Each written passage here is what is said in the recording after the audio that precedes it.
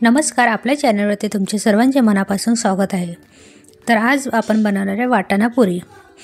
वाटाण्याच्या पुरी बनवण्यासाठी आपण फ्रेश असे वाटाण्याच्या शेंगा घेतल्या। थंडीचं सीजन आहे त्याच्यामुळे मस्त आता बाजारामध्ये वाटाणे आलेले आहेत। तर फ्रेश असे वाटाणे आपण काढून घेतले। 1 वाटी वाटाणे घेतले आपण मिक्सरच्या भांड्यामध्ये टाकून घ्यायचे आहेत। 1 भाजलेली मिरची घेतली, चवीनुसार तिखट तुम्हाला जेवढं लागेल तेवढं।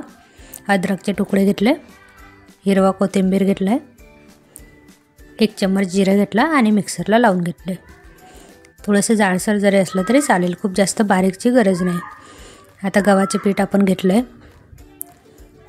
अर्धी वाटी रवा टाकून घेतले, बेसन टाकून घेतले 2 चम्मच, चवीनुसार मीठ, हळद, लाल तिखट थोडंसं जिरं आणि 1 पळी आपण तेल टाकून घेतलं।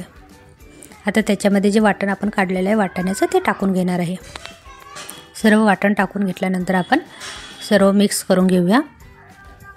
पहिले सर्व मिक्सरने आपल्याला एकजीव करून घ्यायचं आणि मग मिक्सरच्या भांड्यामध्ये जे राहिलेलं आहे थोडंसं धुवून पाणी टाकून घ्या। थोडं करत पाणी आपल्याला टाकून घ्यायचं आहे। अशा पद्धतीने आपला गोळा तयार झालेला आहे आणि वरतून थोडंसं तेल लावून आता आपण 10 मिनिट भिजत ठेवूया। आता 10 मिनिट झालेले आहेत। आता सर्व असे एका साइजचे गोळे आपण बनवून घेऊया। एक साइजचे गोळे करण्यासाठी सर्व आपण पहिले कट करून घेऊया आणि अशा पद्धतीने आपण गोळे बनवून घेऊया। आता पुऱ्या आपण बनवायला घेऊया। जास्त पातळ पण नको आणि जास्त जाडसर असे मीडियम साइजचे आपल्याला पुऱ्या अशा सर्व लाटून घ्यायच्या आहेत। आता एका कढईमध्ये तेल तापत ठेवले। आता पुरी आपण सोडून घेऊया। 2 पुरी आपण सोबत टाकल्या तरी पण चालतील आणि असं करत आपल्याला दोन्ही साइडला आपल्याला पुरी अशी मस्त तळून घ्यायची आहे।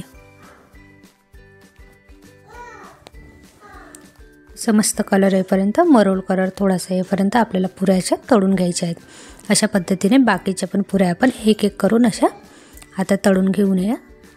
हे बघा कसे टम्म असे पुरे फुगले। थोडंसं पीठ मुडल्यानंतर असं मस्त पुऱ्या अशा फुगतात। 10 मिनिट आपल्याला ठेवायचं आहे। अशा पद्धतीने सर्व पुऱ्या आपल्या तयार आहेत। टोमॅटो चटणीसोबत पण खाऊ शकता, खूप छान अशा लागतात।